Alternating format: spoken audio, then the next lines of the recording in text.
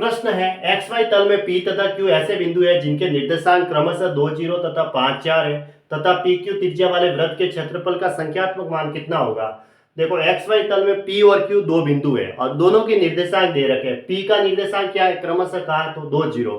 जैसे अगर मैं यहाँ मूल बिंदु लेता हूँ, मूल बिंदु से थोड़ा सा आगे होगा तो दो एक्स एक्स अक्ष का एक्स का तो निर्देशांक है 2 और y का निर्देशांक 0 है तो x अक्ष पे y की वैल्यू 0 रहती है तो 2,0। ये p के निर्देशांक है। फिर q के क्या निर्देशांक है, 5 4। अब x अक्ष पे 5 2 से थोड़ा आगे होगा और y की वैल्यू क्या है, 4 है। आगे वाले x की रहती है और पीछे वाली y की रहती है। तो x का निर्देशांक 5 और y का निर्देशांक 4 है तो x के लिए 5 आगे होगा तो y का 4 ऊपर होगा। तो मैं जैसे 5 यहाँ आगे होगा तो y का 4 ऊपर होगा ऐसे। तो ये क्या हो गया, 5 4। ये q का निर्देशांक है, ठीक है। अब फिर आगे इसने कहा तदनुसार PQ त्रिज्या वाले वृत्त के क्षेत्रफल का संख्यात्मक मान। ये जो PQ त्रिज्या है ना, इस PQ को क्या करना है, त्रिज्या लेना है। अगर ये यहाँ इतना है तो यहाँ थोड़ा इधर इतना हो, तो इस PQ को ही क्या करना है, त्रिज्या लेना है और इस त्रिज्या से जो एक वृत्त बनेगा उसका क्षेत्रफल हमें बताना है ऐसे, ठीक है। तो हमें ये दूरी चाहिए, इसको इसने कहा कि त्रिज्या लेना है r। अब दो निर्देशांक दे रखे हैं, दो निर्देशांकों के बीच की दूरी √ ऑफ y2 - y1 का whole square plus x2 - x1 का होल स्क्वायर। ये x1 है, y1 है और ये x2 और ये y2 है।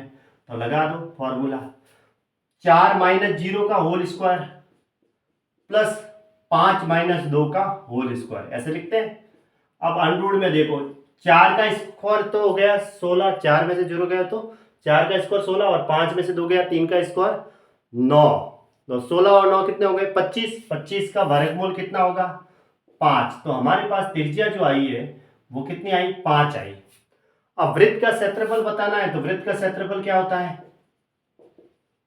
पाई आर स्क्वायर।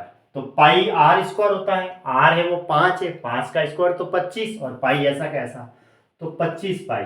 ये हमारा आंसर आ गया ऑप्शन डी। संख्यात्मक मान पूछा था तो 25 पाई इसका क्षेत्रफल हो गया ऐसे। ये प्रश्न सीजीएल में आ रखा है। -2 8 और 5 7 बिंदु को मिलाने वाली रेखा, देखो ऑप्शन ए में लिखा हुआ है केवल y अक्ष को काटती है, दोनों अक्षों को काटती है, किसी अक्ष को नहीं काटती है, ठीक है। केवल किसी अक्ष को ठीक रहता है, अक्ष, हाँ किसी अक्ष को नहीं काटती है, केवल x अक्ष को काटती है। क्या है ऑप्शन ए, चारों लिखे हुए हैं। तो अब देखिए ये x अक्ष होता है और ये ऊपर वाला y अक्ष होता है। ये तो x अक्ष है, x के इधर या माइनस की वैल्यू होती है, इसको x डैश लिखूंगा तो ये माइनस, इधर वो मूल बिंदु है, उधर x के प्लस मान, इधर ऊपर y के प्लस मान और नीचे y के माइनस मान होते हैं, ठीक है। और बीच में क्या होता है, मूल बिंदु के निर्देशांक 0 0 होते हैं। अब -2 8, तो आगे वाला तो x का निर्देशांक है और पीछे वाला y का निर्देशांक है।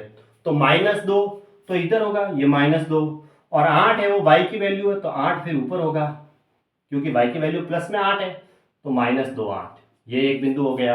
और 5 7, 5 है वो x का है तो प्लस में है तो इधर होगा और y की वैल्यू 7 है तो फिर 7 y की वैल्यू ऊपर होगी जो 8 से नीचे होनी चाहिए।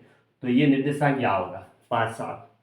इसको मिलाने वाली रेखा, इन बिंदुओं को मिलाने वाली रेखा ये लो। अब ये कहाँ काट रही है, मुझे तो ये y अक्ष को काटते हुए नजर आ रही है तो इसका आंसर हो गया y अक्ष को काटती है। बस यही इसका आंसर है, इतना ही इसने कहा था। ऑप्शन ए सही है। ये भी प्रश्न आ रखा है एसएससी में।